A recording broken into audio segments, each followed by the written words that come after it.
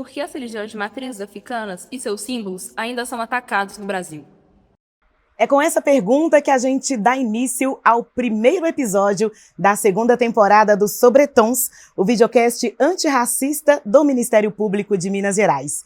Nossa segunda temporada é realizada em parceria com a Fundação Clóvis Salgado.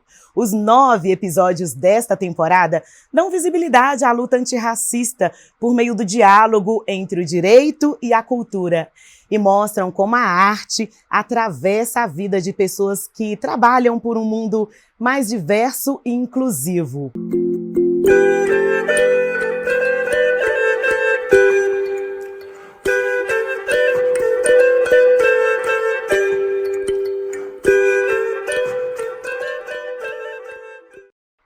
Fé e resistência, direito à prática das religiões de matriz africana é o nosso tema inaugural.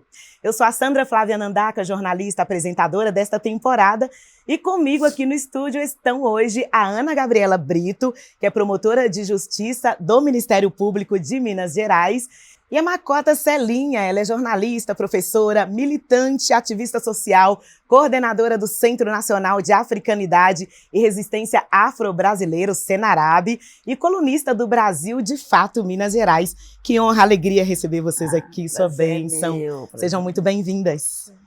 Falar sobre esse assunto tão importante, né? E difícil.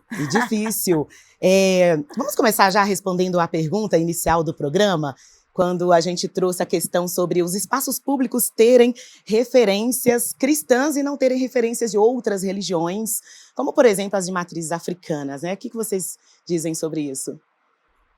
Eu digo que é a morte da laicidade anunciada pelo Estado, porque a partir do momento que você coloca o símbolo religioso de uma determinada crença, você anula toda a sua laicidade, toda a possibilidade da construção coletiva da fé. Sim. Essa cidade não tem só cristãos, esse país não é só de cristãos, muçulmanos, judeus, ateus, e nós queremos um Estado que não reze, mas que nos permita rezar, e aqueles que não querem o direito de não fazê-lo. A cruz mata o direito à laicidade, porque não permite os outros. Sim. A Ana Gabriela quer fazer uma complementação? Só já pegando o gancho do que a Makota trouxe, eu acho que a gente precisa de uma reflexão. O Estado é laico e ele não é antirreligioso. E aí a gente fica pensando assim, se fosse um assentamento de Exu na porta do fórum, Sim, teria a mesma simpatia ou a mesma abertura que um crucifixo? Porque se isso não é possível, então a gente não está falando de uma simpatia ou de um espaço que cabe todos, a gente está falando de um espaço que é excludente, né? E acredito, Sandra e Makota, que a gente precisa lembrar que nada é ahistórico, né? Quando a gente pega a história do Brasil, né, desde da colonização brasileira, em que a gente tem imposição, né, da religião católica, a Companhia, né, das Índias vem para catequizar e, portanto, né, para impor uma religião. A gente tem as visitas do Tribunal do Santo Ofício, né, classificando conhecimentos locais e tradicionais como feitiçaria. A gente tem o Estado instrumentalizando o direito penal para fazer essa perseguição desses saberes tradicionais, né, por meio da criminalização, por exemplo, do tipo de curandeirismo, né? Então, a própria história do Brasil, né, no padroado, nessa relação do Estado com a Igreja. sim. Então, a própria história nacional, a gente já tem uma carga cultural que traz esse não olhar para a diferença, para outras formas de ser, de estar no mundo, de lidar com o sagrado. Isso é da prepotência, né? Do próprio Estado. Perfeito, Makota. E eu acho que isso traz muito uma visão etnocêntrica, de dizer que só há um modelo de ser, só um modelo de estar, e dentro desse modelo eu tenho a normalidade, eu tenho o que é aceito, o que é correto, e o que está fora desse modelo é o selvagem, a demonização. Isso que você traz, Ana, está me lembrando aqui, Sandra, que a gente está com uma ação no STF, que é exatamente pedindo a retirada do crucifixo de todos os espaços públicos em respeito ao Estado laico. E a resposta que nós tivemos é que o crucifixo faz parte da cultura nacional. Ele deixou de ser um símbolo religioso. E aí a gente provocativamente diz o quê na resposta?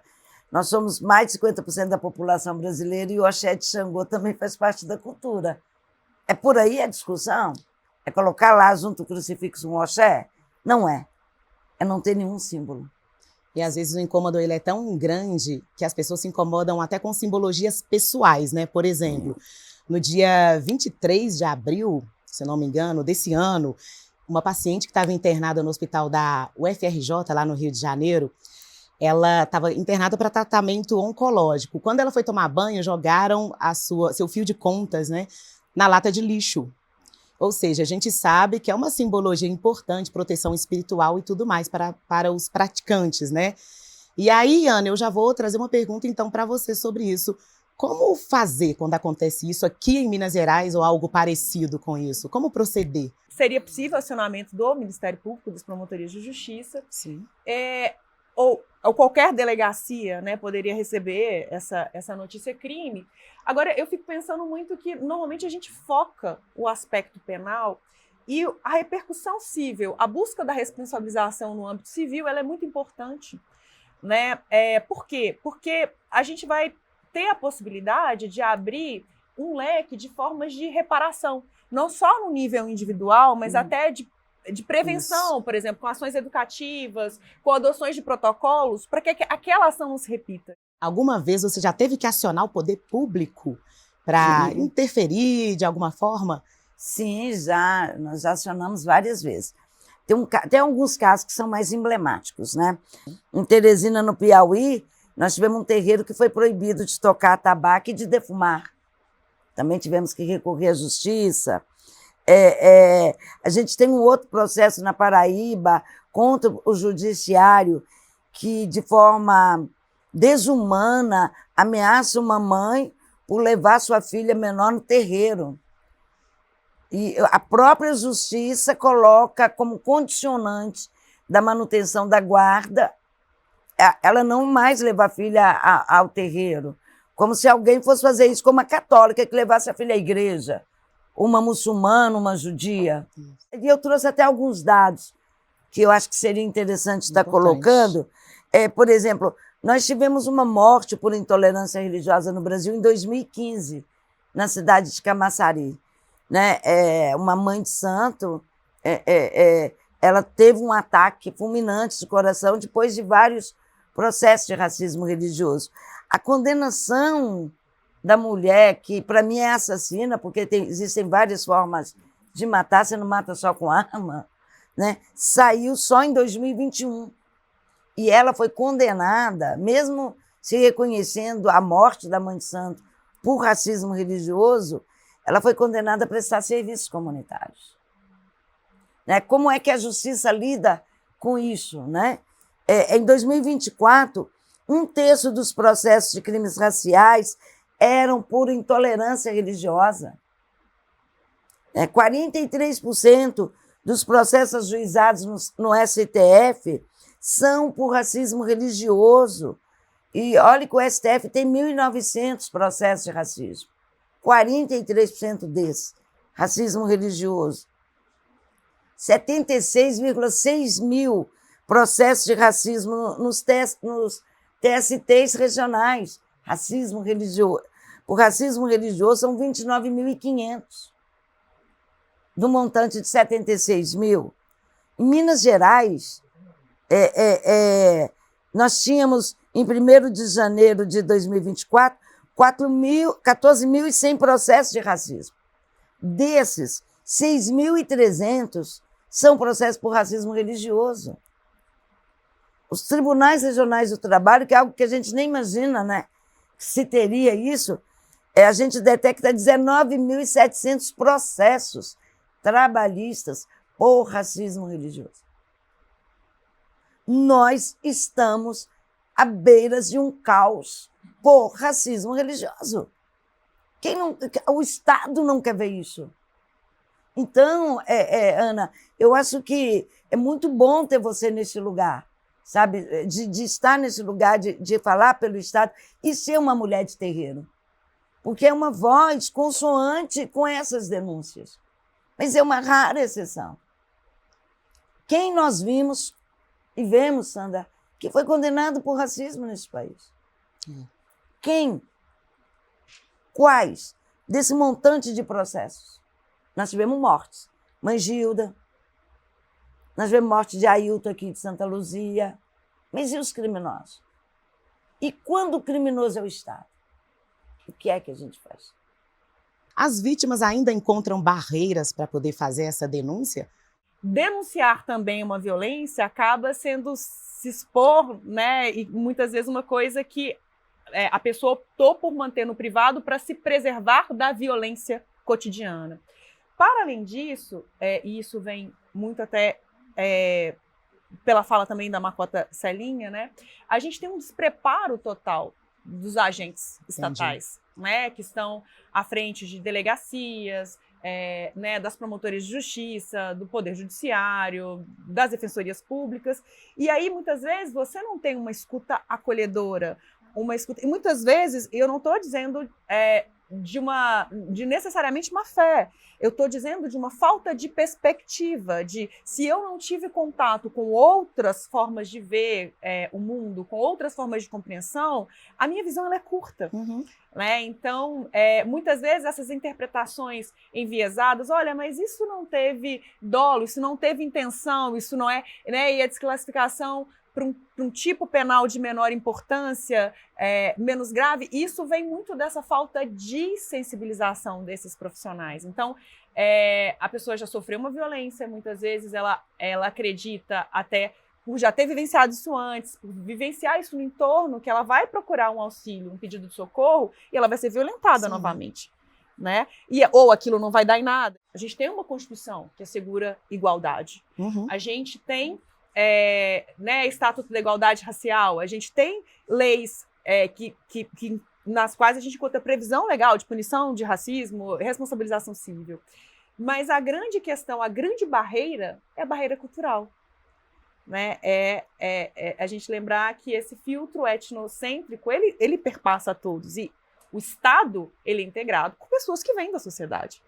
Então, enquanto a gente não investir em capacitações obrigatórias, enquanto a gente não tiver cuidado com os filtros que são utilizados para a entrada desses agentes, né, nas instituições, para pessoas que tenham mais curiosidade e menos julgamento, né, essas barreiras elas vão prosseguir. É importante ter lugar seguro, né, para fazer uma denúncia, porque se a gente não sente segurança, a gente passa por aquela situação, né, Makota, e deixa passar. Verdade, olha, você pega o exemplo, Minas Gerais, um estado com mais de 700 municípios.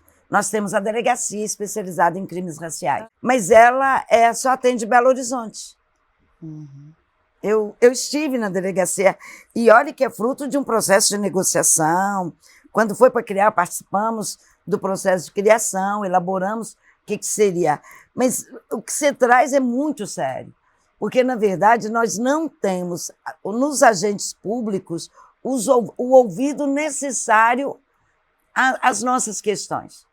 A polícia ainda vê o meu filho como um sujeito de, como eu vou dizer, como um sujeito de ameaça concreta. Eu ainda tenho que pedir para a Rasta Baby levar a identidade, não um paletó quando sair de casa. Porque a identidade ainda é o que lhe é solicitado quando ele depara com a polícia. Se a gente não tiver essa compreensão da hipocrisia social desse país, a gente não dá conta de romper. Eu falo que é um país de macuntólico, macumbeiro católico, macunzélico, macumbeiro evangélico, macunteu, macumbeiro ateu, porque todo mundo traz em si enraigado as práticas da matriz africana. Mas todo mundo nega, porque as pessoas são preconceituosas. As pessoas querem ressignificar o meu sagrado na ótica do que lhes interessa. Isso não constrói uma sociedade de diversidade e de pluralidade. Eu não tenho o que negar, eu não tenho o que falar, sabe? Eu amo ser macumbeira, qual é o problema?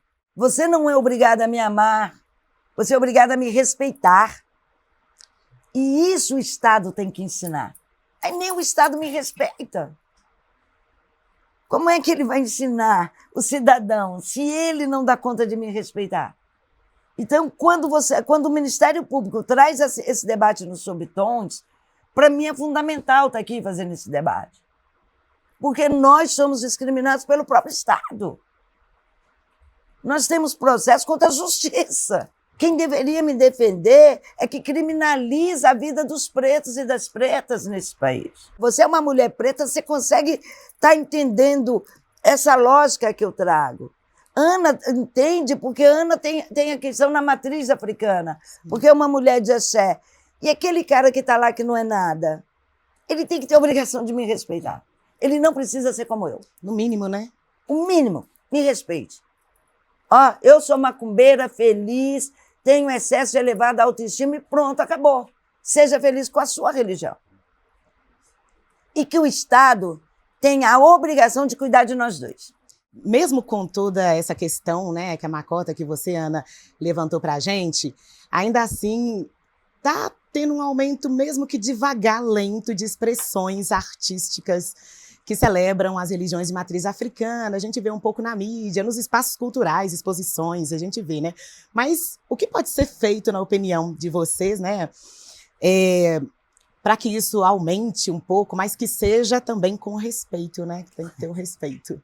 Não é raro termos notícias de mostras, por exemplo, que são atacadas, que têm o financiamento cortado, simplesmente por abordar temas que contrariam esses grupos que estão no poder. Porque tocam na questão LGBTQIA+, porque toca, né, na questão da emancipação da mulher, porque toca... E estamos vivendo, especialmente em Minas Gerais, eu diria, em Belo Horizonte, um período extremamente sensível.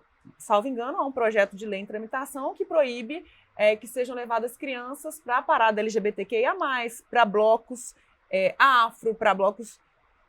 O que eu estou pressupondo com esse projeto? Né? Que esses espaços são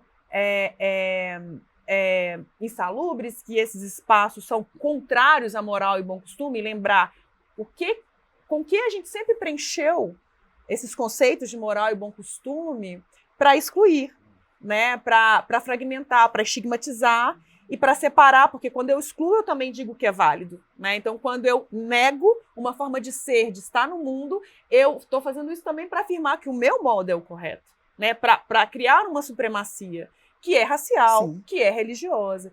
Então, é uma questão complexa, porque a gente precisa de um planejamento, de ações para trabalhar isso no plano privado, que também passam pelo Estado como fiscalizador, como né, um estimulador dessas questões, mas a gente também precisa trabalhar isso no Estado, né, porque, para além da promoção, o Estado ele também, quando necessário, precisa trabalhar na repressão. Então, uma das questões, Sandra, que eu ainda não trouxe aqui, que precisa ser feito também, né, é a questão do filtro. O último censo do Ministério Público revelou que a cada 10 promotores, né, 8 são brancos, 2 são não brancos, né? Então, assim, a gente já tem uma dificuldade nessa pluralidade, nessas perspectivas, na própria composição, né? E quando a gente trabalha nas cúpulas desses órgãos, e não é uma realidade diferente, por exemplo, peguem a foto dos novos juízes, né, do Tribunal de Justiça de São Paulo, né? Assim, não tem diversidade, né? E se não tem diversidade, se eu não tenho pluralidade, eu também não tenho outras formas de enxergar, outras vivências, outras experiências, né? Eu estou sempre hermético, no fechado, no mais do mesmo, sim, no monocromático. E a gente precisa pensar sobre isso, né? Como pluralizar esses espaços, porque eu não vejo solução para essa questão sem a gente ter letramento interno. E o letramento interno ele vai passar por uma abertura de quem recebe esse letramento, ele vai passar por capacitações obrigatórias. Né? Ok, você quer ocupar esse espaço como servidor público, e lembramos que os agentes públicos, sejam promotores, promotoras de justiça, juízes, desembargadoras, né, são servidores públicos. A gente pode falar que é agente político, mas agente político é uma subclassificação de servidores públicos. Então, se eu estou para servir a sociedade, servir a democracia, eu preciso ter uma visão ampla de quem é essa sociedade, né? Do que é aquela quartinha lá, do que ela significa, até para que eu não entre nesse sistema de tutela, de dizer para o outro o que cabe para o outro, que é certo e errado, e entre nessa visão maniqueísta. Você, Marcota, sobre essa presença na mídia, nos espaços culturais. Eu sou uma mulher que sempre defendeu o sagrado, o segredo, o fundamento. Eu nunca vi ninguém ordenar padre no meio da rua.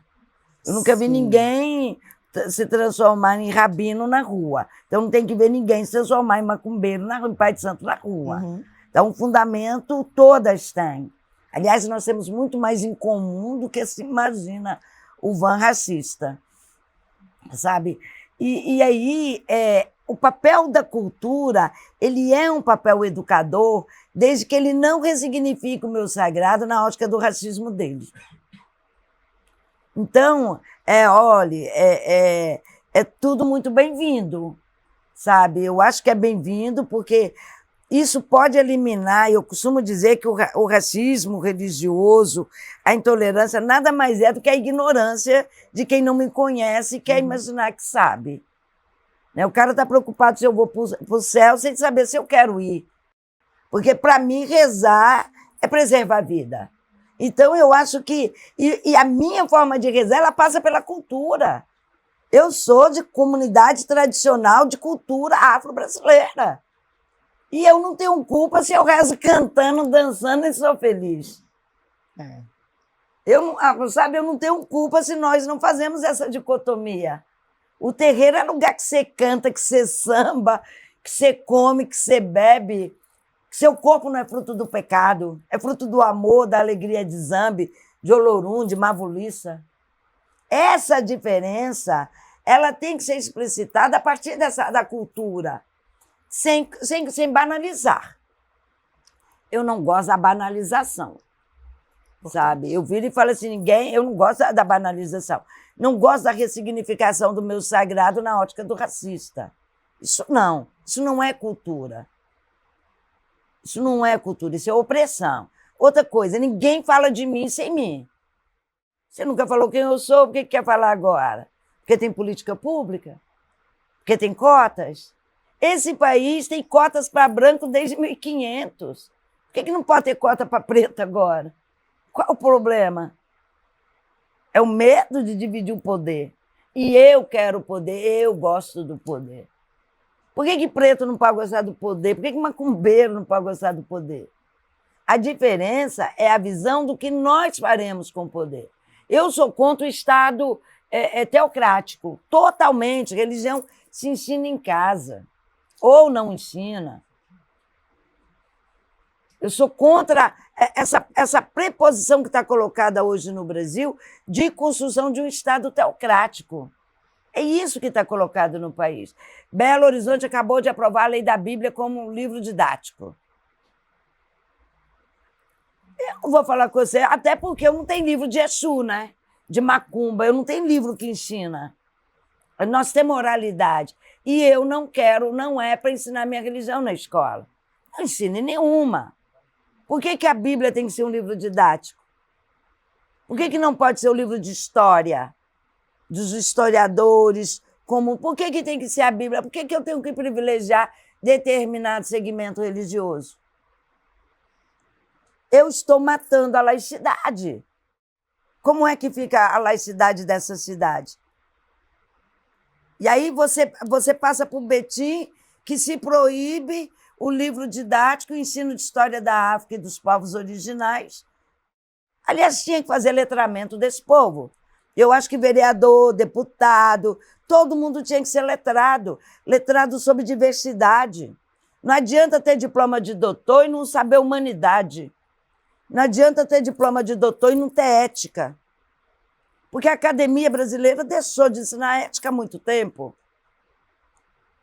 Então, Sandra e Ana, eu acho que nós estamos numa construção extremamente perigosa de país. Extremamente perigosa. E isso me preocupa muito. Intolerância, falta de conhecimento, ódio, do ponto de vista institucional, né? Para que haja um olhar assim mais cuidadoso, né? Com uma atuação mais efetiva nesses casos. O projeto Giro do Ministério Público, ele pode auxiliar nesse sentido, né? Fala um pouquinho para a gente sobre esse projeto. Ótimo. O projeto Giro, ele foi pensado pela SECRAD, que é a Coordenadoria de Combate ao Racismo e todas as formas de discriminação, e foi abraçado também, né, pelo IEFA, que é o órgão do Estado responsável pela preservação do patrimônio, né, cultural. E dentre as ações, assim, dentre os objetivos, né, para além de um levantamento de dados mesmo também, né, sobre as comunidades de terreiro, tem uma previsão de capacitação, né, jurídica, contábil, né, dessas entidades, né, que são também entidades do terceiro setor. Sobretudo, também, creio que essa aproximação, Ministério Público, comunidade do terreiro e o próprio Estado, né, por meio do IEFA, para além de possibilitar essa ampliação de perspectiva, de visão e de saber, né, a quem eu devo defender, né, em nome de quem que eu não devo falar por, mas dar espaço para que essa pessoa coloque essas necessidades, essa ampliação da compreensão desse letramento que eu acho que é muito natural do projeto. Mas eu acredito que seja um destaque imenso essa possibilidade de consolidação de dados, né? Vivemos com recursos escassos, o Estado tem recursos escassos, o Ministério Público tem. Então, como nós vamos, de fato, ter uma atuação eficiente, efetiva, adequada para o combate dos racismos e, sobretudo, do racismo religioso? Eu preciso ter dados. De fato, atenda, né? Promova uma ampliação de perspectiva, não só desses órgãos, não só do Estado, do Ministério Público, né, desses entes, mas, sobretudo, das comunidades em geral, né, assim, da sociedade em geral. E sim, então, entendo que o projeto Giro ele pode ser um grande aliado aí nesse combate, né, ao racismo institucional, com certeza. Que honra falar com vocês, receber vocês aqui. Gente, eu tô assim, feliz demais. Eu tenho certeza que quem está acompanhando também, hoje teve conteúdos bem interessantes para a gente seguir nessa luta, né, Makota, que é uma luta. Gratidão por sua existência. Axé, Sauabona, muito obrigada pela presença de vocês. Eu que agradeço, aqui. eu que agradeço. E assim encerramos mais um episódio desta segunda temporada do videocast Sobretons. O Sobretons é o programa antirracista do Ministério Público de Minas Gerais, que conta com várias ações, entre elas um podcast lançado em 2024. Se você ainda não ouviu a nossa primeira temporada, te convido a escutá-la no Spotify, tá? Essa segunda temporada é realizada em parceria com a Fundação Clóvis Salgado e está disponível no streaming gratuito Cine Humberto Mauro Mais, no YouTube e no Spotify. Saiba mais sobre o programa em mpmg.mp.br/sobretons. Junte-se a nós na luta contra o racismo. Siga o MPMG nas redes sociais, procure por MPMG Oficial e nos dê sua opinião sobre esta temporada do videocast Sobretons. Eu quero encerrar deixando uma questão para vocês e já dando um spoiler do que vem por aí. As questões da afro-religiosidade estão muito ligadas à territorialidade. Tão importante quanto o direito de professar a religião é a posse, principal garantia do espaço seguro e apropriado para esse exercício. Em nosso próximo episódio, vamos falar do direito à terra quilombola. Obrigada pela companhia e até a próxima.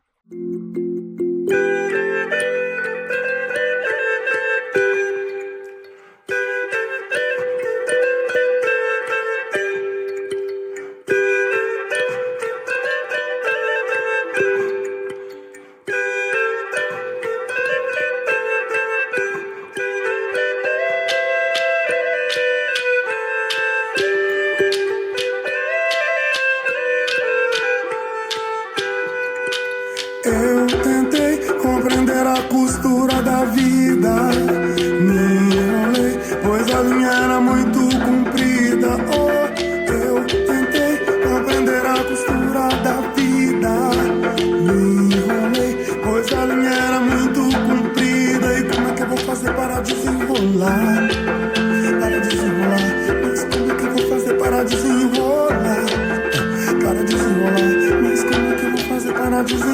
lá.